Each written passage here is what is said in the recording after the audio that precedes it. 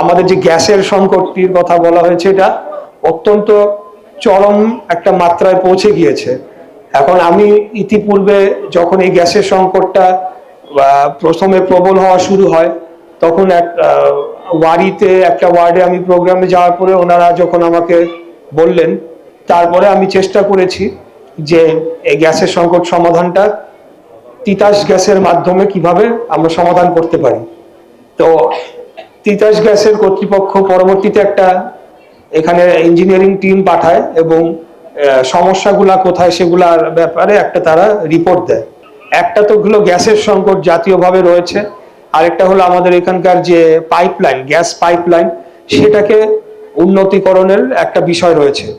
এবং অনেক জায়গায় দেখা গিয়েছে যে অবৈধ সংযোগ নির্মাণ করা হয়েছে, যার ফলে যারা বৈধভাবে টাকা দিয়ে সংযোগ নিয়েছেন তাদের গ্যাসের চাপটা তারা সেভাবে পাওয়ার কথা ছিল সেভাবে পাচ্ছে না। তো আমি এই দুর্ভোগটা বুঝি। আমার বাসায় গ্যাস থাকে, আমি গোপীবাগে যে আমার বাসায় ওখানেও গ্যাস থাকে না, তো আমার সবসময় বাইরে থেকে খাবার এনে খেতে হচ্ছে। তো আপনাদের যে এই দুর্ভোগটা আমি বুঝি, কারণ বাচ্চারা যখন স্কুলে যায় ভোরবেলা সকালে উঠে, তারপরে যখন আমাদের গৃহকর্তারা যখন অফিসে যান, তখন গৃহিণীদের জন্য তো এটা একটা চরম দুর্ভোগের কারণ হয়ে দাঁড়ায়। রাত 3টার সময় উঠে রান্না বাড়া করা, এটা তো স্বাভাবিক যে জীবনযাত্রা আমাদের, সেটাকে তো ব্যাহত করছে। তা আমি আপনাদেরকে কথা দিচ্ছি, যেই মুহূর্তে আমার নির্বাচনী বাধ্যবাধকতা আমার উপরে আর থাকবে না, আমার জায়গার থেকে আমি সর্বোচ্চ চেষ্টা করে আমাদের প্রথমে এই অঞ্চলে যাতে আগে সমাধানটা আমি করে দিতে পারি সেটা করব। পরবর্তী অন্যান্য যারা আছে তারা দেখবেন। আমাদের নেত্রী, দেশনেত্রী বেগম খালেদা জিয়া, উনি আমাদেরকে বিগত 17 বছর স্বৈরাচারী ফ্যাসিবাদী বিরোধী আমলে অনেক দুঃসময় আমরা পার করেছি। এমনও সময় গিয়েছে যখন মনে হচ্ছিল যে আর মনে হয় কোনোদিন এই বুকের থেকে এই পাথরটা যাবে না, যেরকম একটা অবস্থা তৈরি করা হয়েছিল। আমাদের পরিবারের সদস্যরা যারা রাজনীতি করে না তারা পর্যন্ত রেহাই পায় নাই। এমনকি আমার মনে আছে 24-এর দামি নির্বাচনের আগে অপ্রাপ্ত বয়স্ক 16 বছর বয়সী দুই যমজ সিলেটের আমাদের একজন নেতার তার বাবাকে না পেয়ে দুজনকে ধরে নিয়ে পরে ওই অপ্রাপ্ত বয়স্কদের যে কারাগার সেখানে নিয়ে রেখে দেওয়া হয়েছিল। তো এরকম হাজার হাজার ঘটনা রয়েছে। একজন মা, তিনি মনে হয় তার ছেলে ছাত্রদল বা যুবদল করতেন খুলনাতে, মায়ের বয়স 60-এর ঊর্ধ্বে।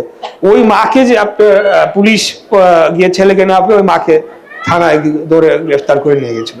তো এইরকম সময়গুলো যখন আমরা পার করেছি, যখন আমরা অন্ধকার দেখেছি, সেই সময় আমাদের নেত্রীর যে বলিষ্ঠতা, ওনার যে দৃঢ়তা এবং আমাদের বাংলাদেশে গণতন্ত্র পুনরুদ্ধারের জন্য ওনার যে অসীম সাহসিকতা, সেটা আমাদেরকে সাহস জুগিয়েছে। আমার মতো লক্ষ লক্ষ কোটি যুবককে উনি অনুপ্রাণিত করেছেন। শুধু যুবকরা, অপ্রাপ্তবয়স্ক কিশোর থেকে শুরু করে বয়স্ক মুরব্বীরা সবাই ওনার ভক্ত ছিলেন। সেটা আমরা দেখেছি ওনার মৃত্যুর পরে। ওনার জানাজায় যখন এত লক্ষ লক্ষ, প্রায় 50 লক্ষের কাছাকাছি অথবা বেশিও হতে পারে, বাইরের পরিসংখ্যানটা বলছি, সেটা লোক সমবেত হয়েছিল। এটা একটা অভূতপূর্ব।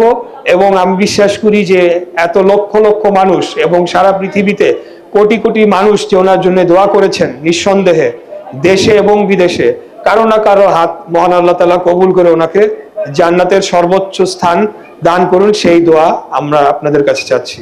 আমার জীবনে ইতিপূর্বে আমি কোনোদিন কোনো দায়িত্বশীল পদে কিন্তু আমি দায়িত্ব পালন করি নাই, সেটা হোক কোনো সাংগঠনিক দায়িত্ব।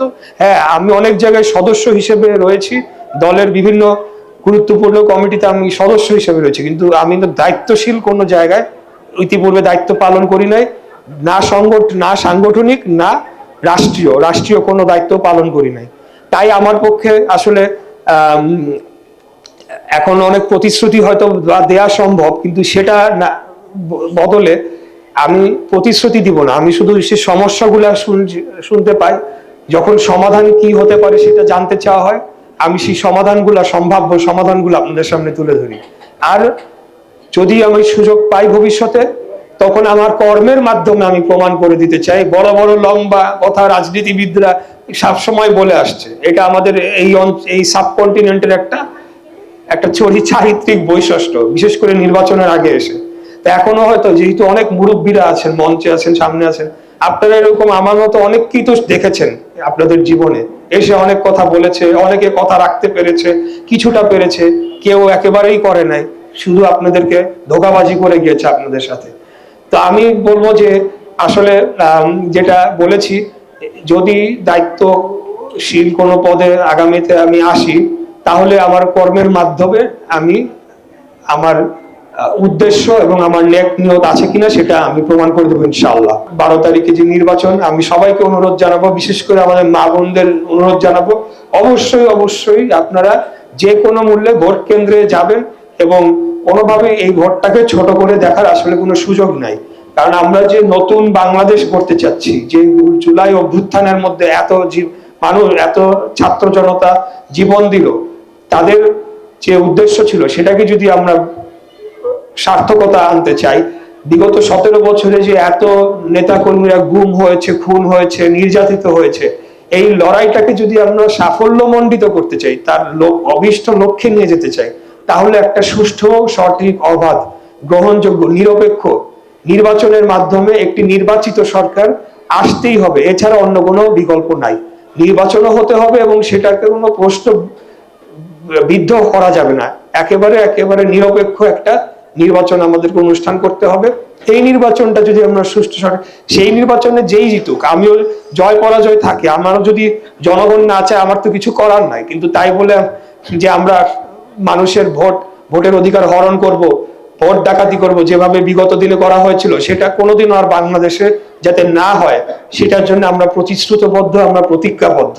আমরা কোনোদিনও ক্ষমতার বা কোনো লাভজনক পদে অধিষ্ঠিত হওয়ার জন্য অন্তত আমরা রাজনীতি করি না। আমার নেতা দেশ তারেক রহমান আমাকে যেই নেতৃত্ব দিয়েছেন এবং যেভাবে দীক্ষিত শিক্ষা দিয়েছেন, ওনার থেকে যে শিক্ষা আমি গ্রহণ করেছি, সেখানে আমরা কোনোদিন ক্ষমতার জন্য এই লড়াইটা ছিল না। এই লড়াইটা ছিল কেবলমাত্র বাংলাদেশকে স্বাধীন একটা মুক্ত বাংলাদেশ গড়ে তোলার লক্ষ্যে ছিল আমাদের এই লড়াইটা।